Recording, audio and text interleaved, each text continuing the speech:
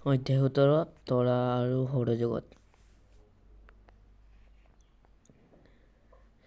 প্ৰশ্ন নং 1-3 অশুদ্ধ উত্তৰ বাছি উলিয়া। 1 নম্বৰ, তলৰ কোনটো সৌৰজগতৰ সদস্য? ক.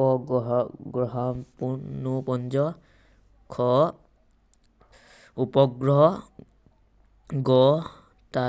তাৰকাপুঞ্জ, ঘ. ধূমকেতু। উত্তৰ গ. তাৰকাপুঞ্জ। 2 নম্বৰ, তলৰ কোনটো সূৰ্যৰ গ্ৰহ নহয়? লোবক, বুধ, শনি, পৃথিৱী। উত্তৰ ক. লোবক। 3 চন্দ্ৰকলাৰ উৎপত্তিৰ কাৰণ? ক. আমাৰ পিনে পোহৰ প্ৰতিফলন কৰা চন্দ্ৰৰ অংশটোৱে দেখা পাওঁ। খ. চন্দ্ৰৰ পৰা আমাৰ দূৰত্ব সলনি হৈ থাকে। গ.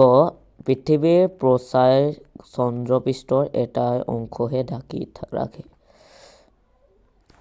ঘ.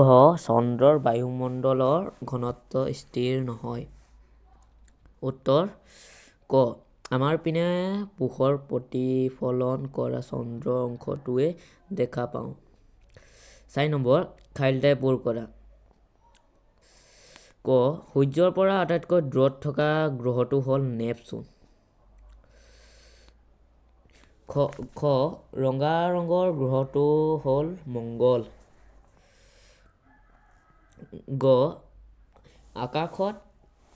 আকাশত বিক্ষিপ্ত ৰূপত গঠন কৰা তৰাৰ সমষ্টিক তাৰকাপুঞ্জ বোলে। ঘ. গ্ৰহৰ চাৰিওফালে পৰিভ্ৰমণ কৰি থকা নভোমণ্ডলীয় বস্তুক উপগ্ৰহ বোলে। গ নম্বৰ, পপীয়া তৰাবোৰে প্ৰকৃততে তৰা নহয়।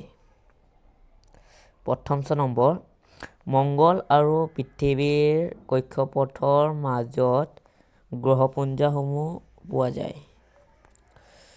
5 নম্বৰ, তলৰ বাক্যসমূহ সত্য আৰু অসত্য হিচাপে চিহ্নিত কৰা। ক. ধ্ৰুৱক তৰা সৌৰজগতৰ সদস্য। অসত্য। খ. বুধ সৌৰজগতৰ ক্ষুদ্ৰতম গ্ৰহ। উত্তৰ সত্য। গ. ইউৰেনাছ সৌৰজগতৰ আটাইতকৈ দূৰত থকা গ্ৰহ। উত্তৰ অসত্য। ইনছেট এটা কৃত্ৰিম উপগ্ৰহ।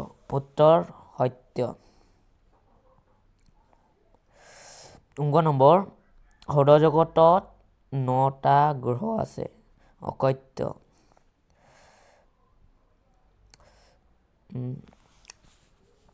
প্ৰথম নম্বৰ, কালপুৰুষ তাৰকাপুঞ্জ কেৱল দূৰবীক্ষণেৰেহে দেখা পায়। অসত্য। 6 নম্বৰ, এই স্তম্ভৰ পদসমূহৰ সৈতে বি-স্তম্ভৰ এক বা একাধিক পদৰ সম্পৰ্ক স্থাপন কৰা। উত্তৰ হ'ব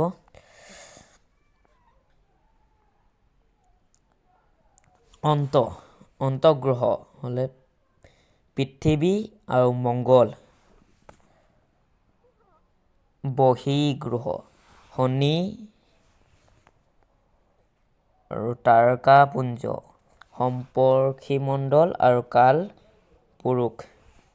আৰু পৃথিৱী উপগ্ৰহ চন্দ্ৰ।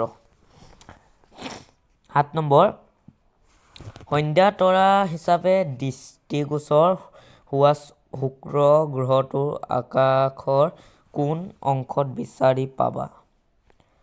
উত্তৰ, সন্ধ্যা তৰা হিচাপে দৃষ্টিগোচৰ হোৱা শুক্ৰ গ্ৰহটো সূৰ্যাস্তৰ ঠিক পাছতেই পশ্চিম আকাশত দেখা পোৱা যায়। 8 নম্বৰ, সৌৰজগতৰ বৃহত্তম গ্ৰহটোৰ নাম লিখা।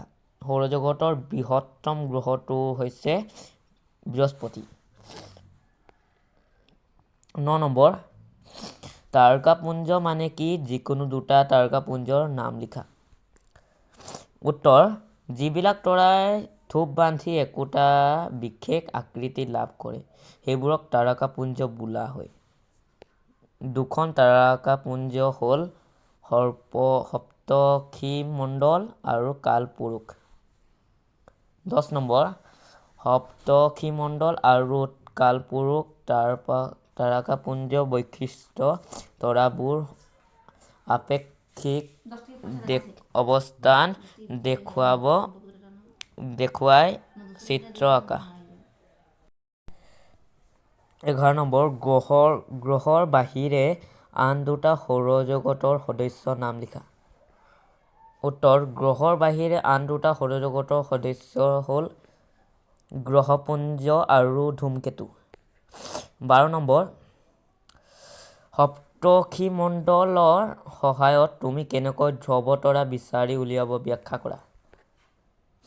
উত্তৰ, সপ্তৰ্ষিমণ্ডলৰ শেষৰ দুটা তৰাৰ মাজেৰে এডাল কাল্পনিক ৰেখা কল্পনা কৰি তৰা দুটাৰ মাজৰ ব্যৱধানত প্ৰায় 5 গুণ দূৰত্ব যদি উত্তৰ দিশলৈ বঢ়াই দিয়া যায়, ৰেখাডাল আন এটা তৰা পাবলৈ এই তৰাটো ইমান উজ্জ্বল নহয়, এইটোৱে হ'ল ধ্ৰুৱক তৰা।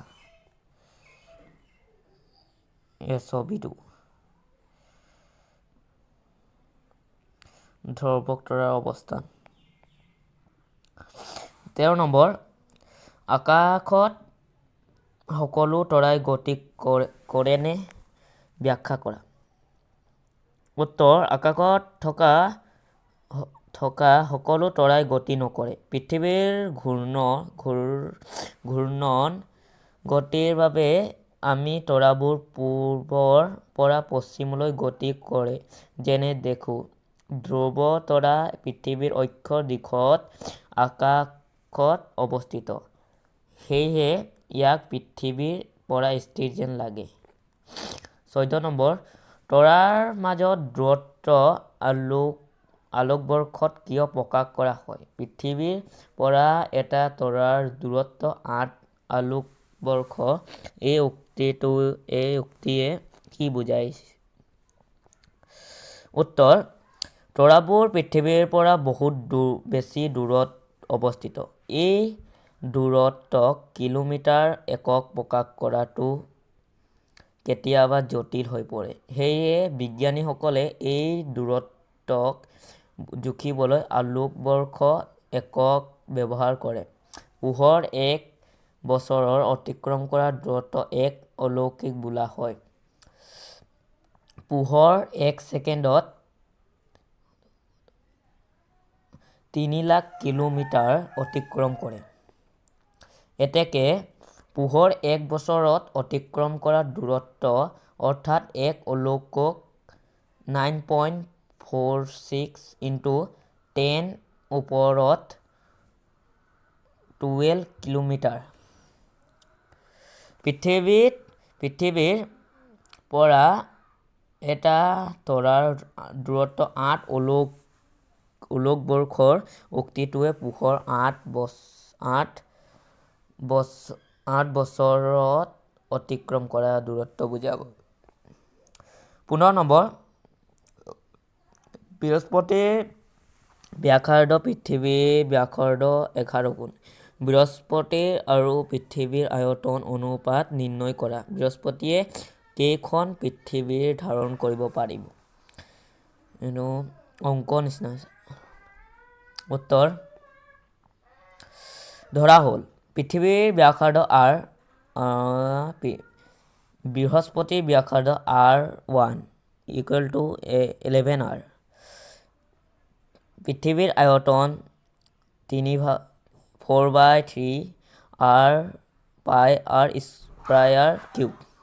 বৃহস্পতিৰ আয়তন 4/3 পাই আৰ 113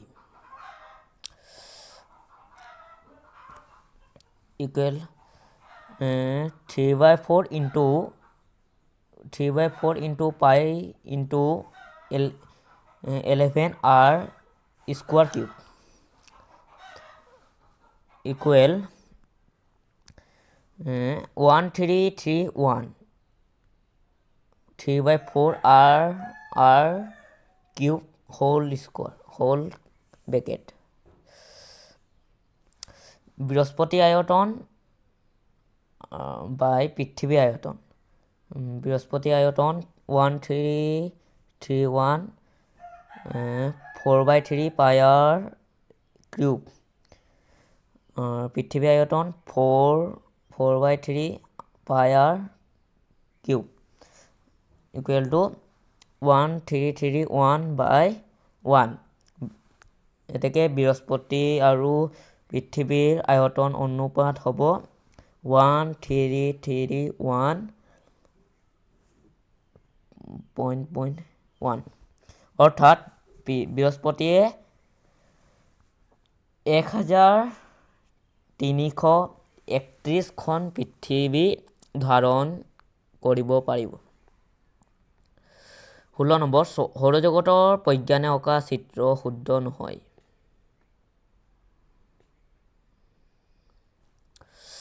সৌৰজগতৰ চিত্ৰ